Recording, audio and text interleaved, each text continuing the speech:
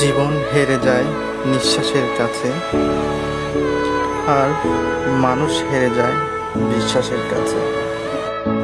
মানুষের জীবনে সব কিছু থাকলেও যদি মানসিক শান্তি না থাকে, তাহলে বাকি সব কিছুই হলো অর্থহীন। মানুষ আসবে, মিশবে, পরিবর্তন হবে, চলে যাবে, কিন্তু দিন শেষে তোমারই তুমি,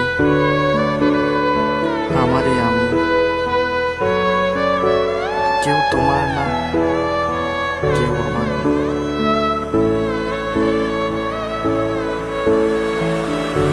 দিন শেষে নিজেকেই নিজে ভালো রাখতে হবে।